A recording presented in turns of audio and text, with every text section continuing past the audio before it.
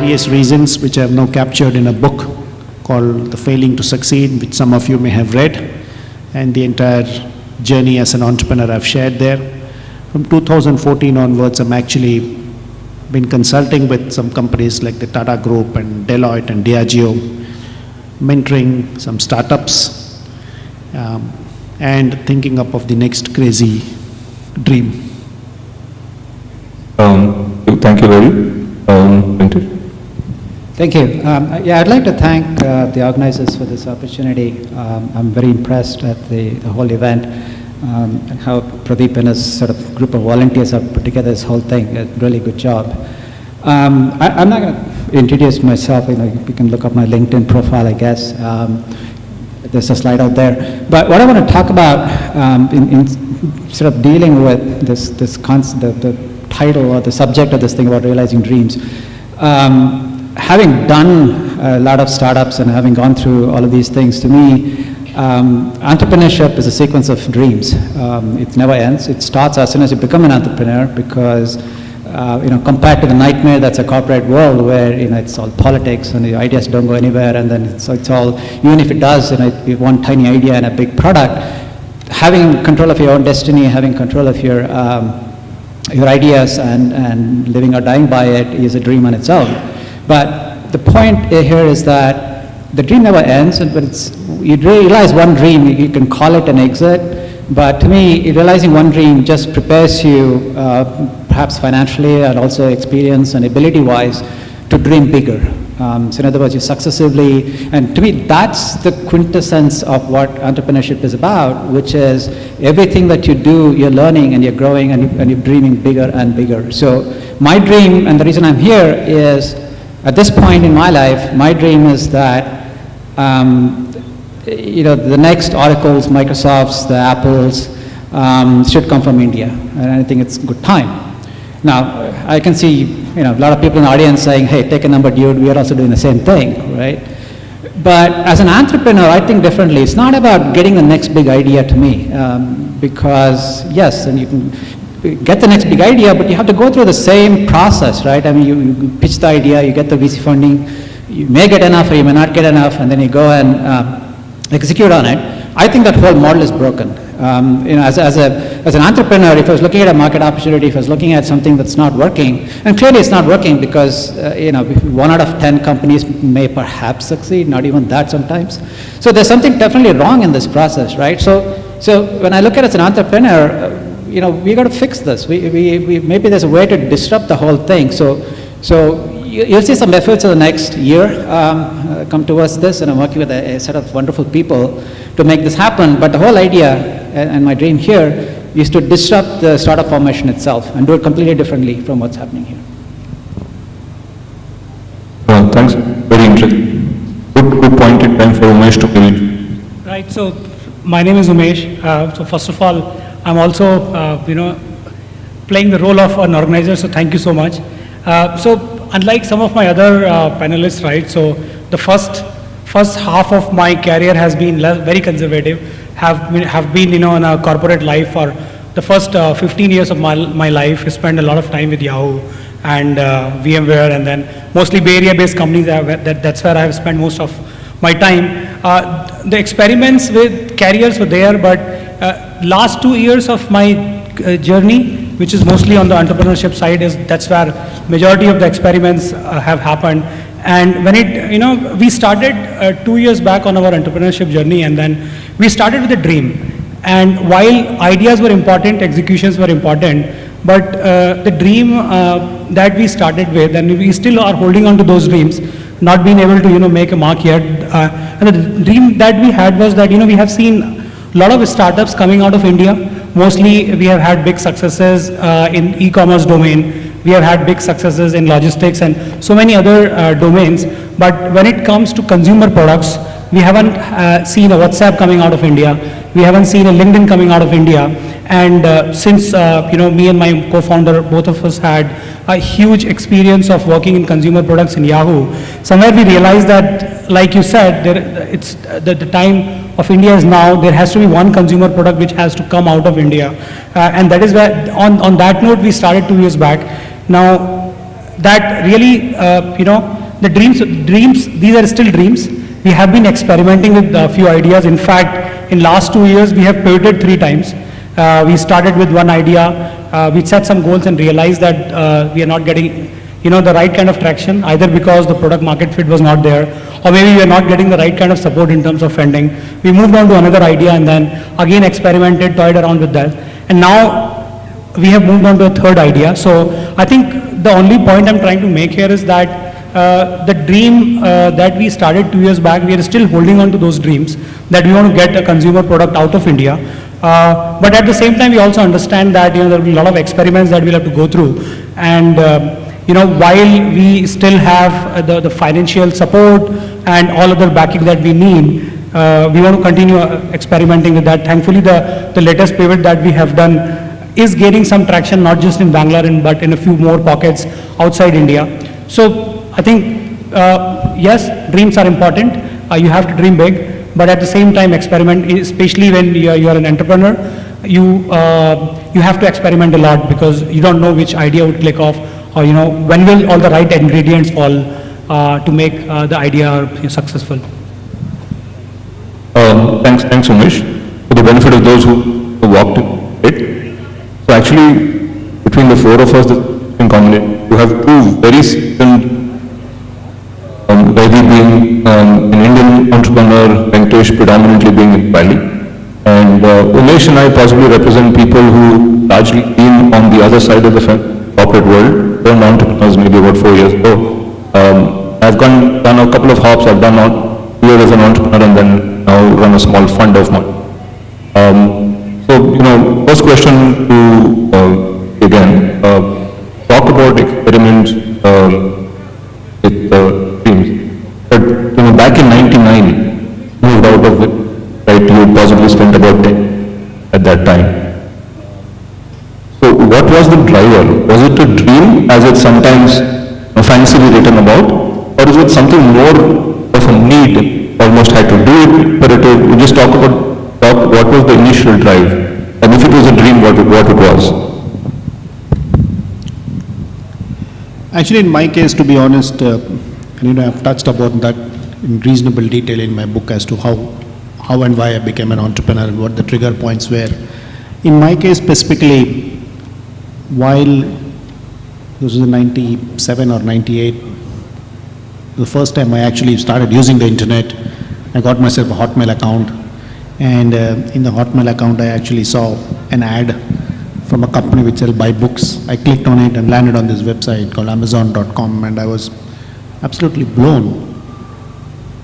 We've all grown up thinking that the way you shop, either you go to a shopkeeper, buy something, but there's a physical transaction, and it's always across the table or the counter.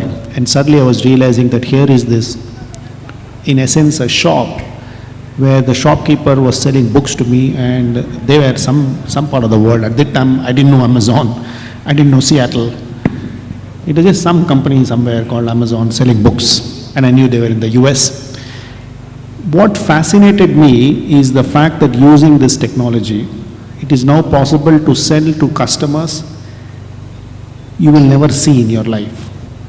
In essence, in my mind, I could see that here is a shop which is limited by its physical neighborhood, and that neighborhood just got broken or just got expanded into the whole world. I think that fascination stayed with me, and even today, the most fascinating thing I find about e-commerce is that you're continuing to sell to customers you will never meet, right? I mean, I'm not sure how many people, even those who practice e-commerce, have understood this, but this is really the fascination. So I got so fascinated, I went inside Wipro, searched for the newly created e-commerce division, and said, I want to work here. And they said, why? I said, I'm very fascinated, and I was told that you're very old. And I was absolutely taken aback because I didn't realize, certainly even now I don't realize why e-commerce needs only young people. So I said, fine, you don't want to pick me, you don't want to pick me, but some things are meant to happen. Because I got that rejection, I met a group of friends who all were having similar plans, and in a sense I was quite happy because the rejection actually created the opportunity for me to go and do e-commerce the best way, which is not to work for a division of Wipro, but to actually go and do e-commerce. So in that sense, that was a trigger point. But I really didn't have any fancy dream at that time of saying we're going to, maybe the other people who were with me had different trigger points. For me, the trigger point and the dream, if you can call it, was a simple fascination of selling to customers I will never meet. I found that to be a very incredible concept. Umesh, what about you, right? 15 years in the industry, working with blue chip tech valley. Was it a dream that triggered you down this path? Was it something else? Can you repeat that? Was it a dream that triggered you down this path of becoming an entrepreneur? Was it some other driver like in Vaidy's case? No, I think that dream of becoming an entrepreneur was always there. But then you also have to ensure that if you're taking a plunge, especially in India where, you know, the initial support is not there, unlike a B2B where maybe if in the first 9 months you get a customer who start paying for you. In a B2C, it's a slightly long drawn process. Facebook took 5 years before it started, you know, becoming profitable. A lot of VC money was being poured. So the dream was always there, but then, you know, it took a little bit of while, because before you take a plunge, you need to ensure that you have financially adequately supported, so that the house bills are being paid, etc., etc. So you have to take care of some of those things, right? So unlike, you know, if you take a plunge in the early stages of your career, when there is not much of responsibility and it is easy, after you're married, you have kids, you have to think about a lot of things before you mentally make up your mind to go without salary for 2 years, 3 years, and also keep pumping in money. Especially in our case, we have been bootstrapping it for most part of it. So that means that it needs a little bit of planning beforehand, and that means it will take a few years before we can have a cash reserve to keep going without salary. Venkatesh, you know, you largely lived your entrepreneurial life well. The ecosystem there different, where it allows you to experiment with dreams differently or leniently. That's what you hear out here, but would be good to get your perspective on how it is to experiment with your dreams in the valley. Sure.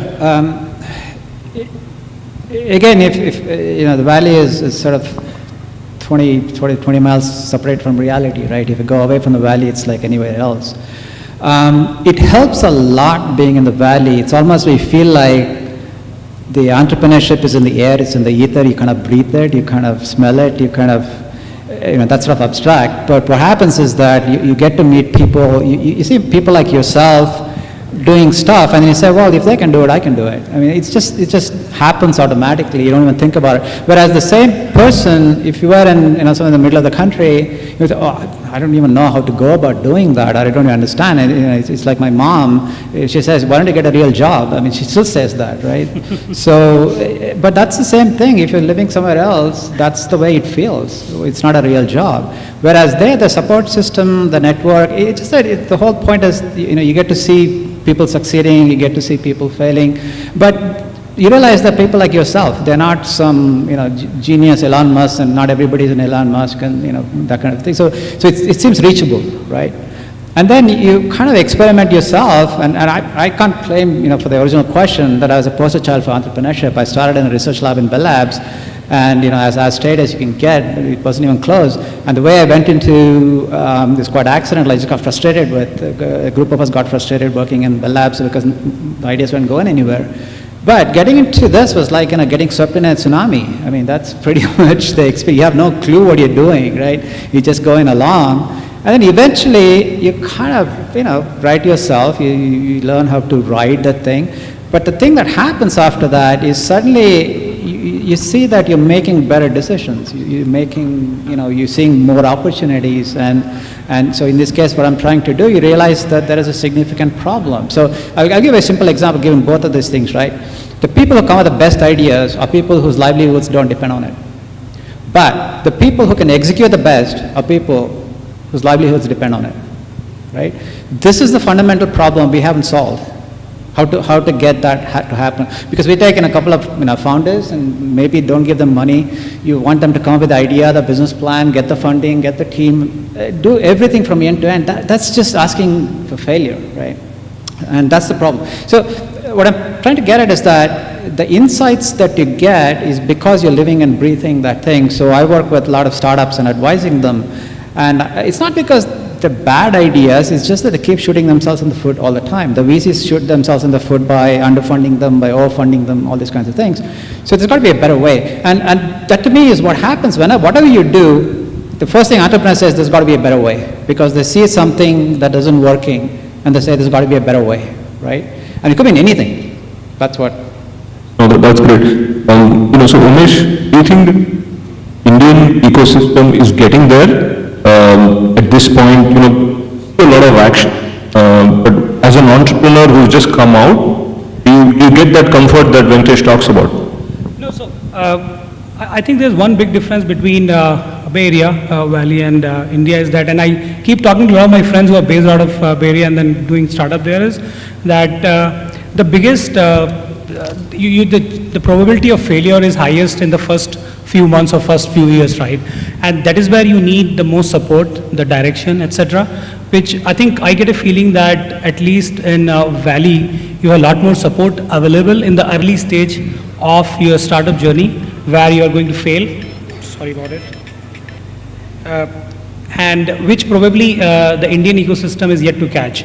I think in Indian ecosystem, especially when it comes to VC funding and angel investment, people are, the firms are a little conservative here. They tend to invest on ideas which have already been proven, where business model has been proven, ideas have worked in other markets, and then it's being replicated here, and not open to actually experiment or put their bets on something which is big, where chances of failure are much higher, but then if it succeeds, the success could be grand. And I think probably my gut feel says that this is the reason. I mean, take the example of the likes of LinkedIn's and Facebook's.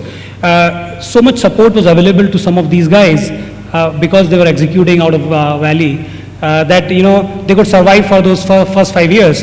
If somebody was trying to build a Facebook out of here, I'm sure that would never happen because of the kind of support that exists in Valley. Just one to touch on the point in the difference. I think it's very important. The good thing about, and I'm very bullish and positive about what's happening in Bangalore because there's so much hubris. I mean, the downside of Valley is that there's so much nonsense hubris going on, right? At this point, the companies are just doing, most of the people are doing apps and sort of the equivalent what I call digital crack cocaine, right? They're just catering to addiction of games or whatever it is. So the good thing about here is that the money differential, what you can do for 250K is much more in India, even in Bangalore, than what you can do out there. There you pay one person $200,000 a year, even in a startup, right? So, but the disadvantage is the funding, as you mentioned, and there's one specific thing I want to do. Here you can do, yes, for 250K you can do a lot of things, but the cap structures that I've seen for this early stage, and you're a seed fund, you should think about that. It just doesn't work. You're basically limiting the company from becoming big because you can't get the next level of funding to get high funded if you have given them 250 or 500K or whatever it is and have taken 20-25% of the thing. It just doesn't work. The numbers don't work. Yep. Right? I think what Umesh and Venkatesh are saying that Indian VC ecosystem, I hope none of them are in the room, either don't dream enough or don't experiment enough. And when they do, they take too much equity to not allow the entrepreneurs to dream. Right. So while the entrepreneurs are gradually opening up and then willing to experiment a lot more than they were doing before in Bangalore, VCs should also start experimenting and put higher bets. Right. I know there is a couple of investors here in the room, and so it's a good message for us. Question to Vaidhi, and I know you've obviously alluded to it in the book. Experimenting with dreams, is there a timing to it? Is there the right time to experiment with your dreams, or there is no such thing as a right time?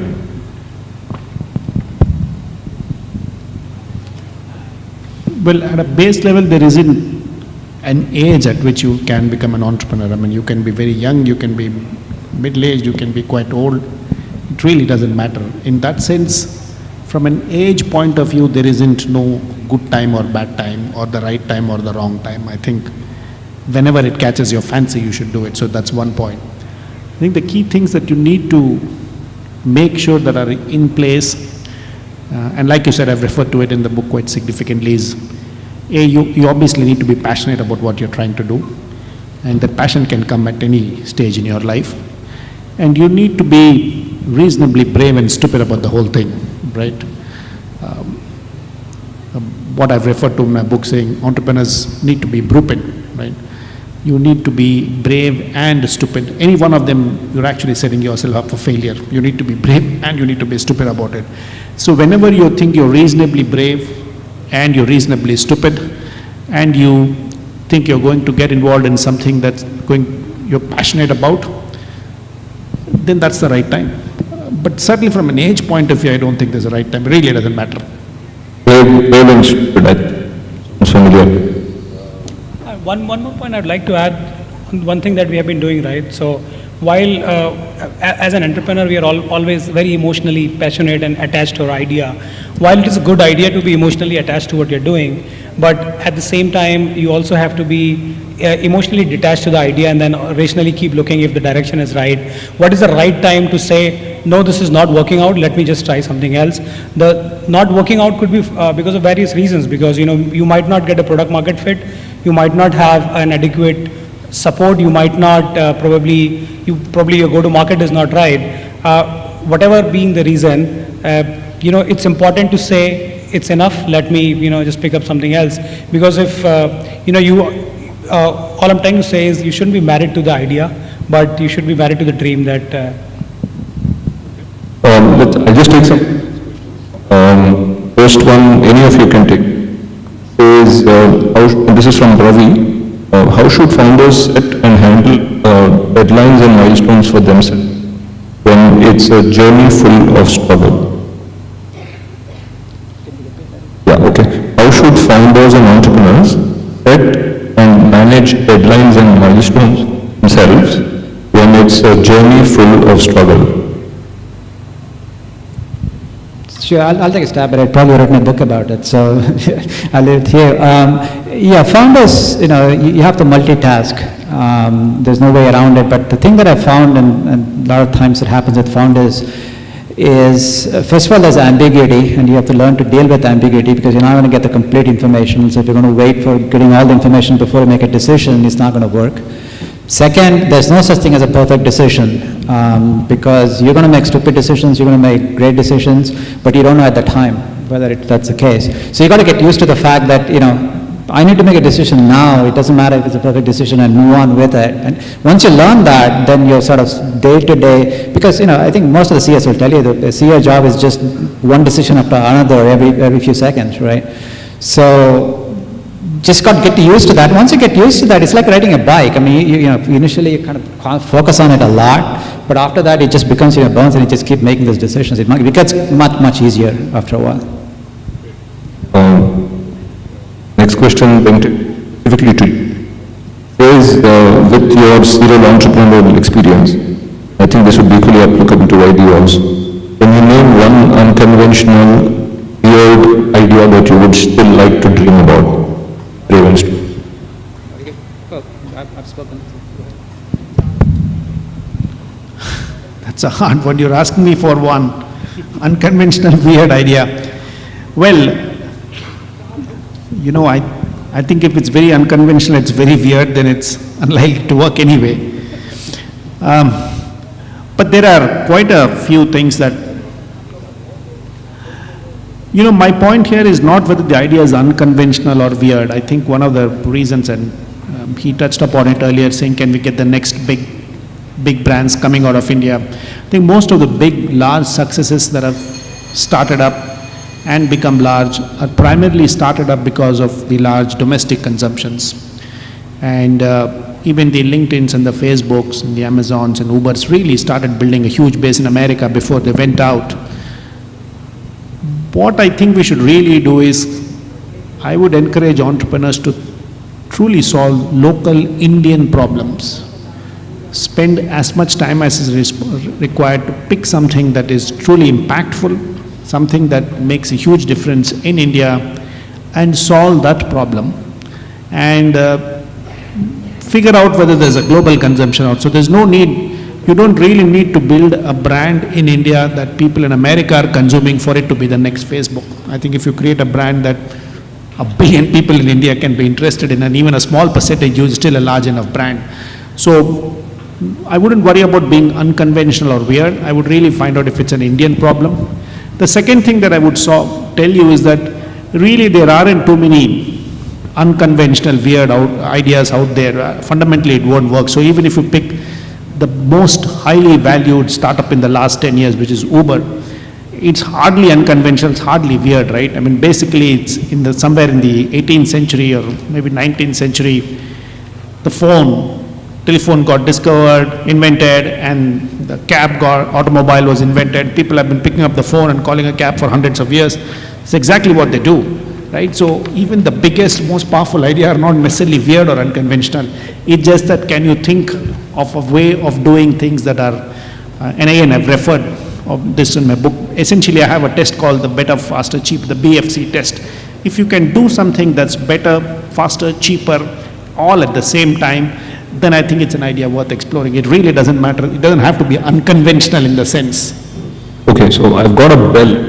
I'm only used to 8 minutes, 2 minutes more. So my last question from my side, each of you 30 seconds. What would you do differently? What would you do differently to had a chance to go back in?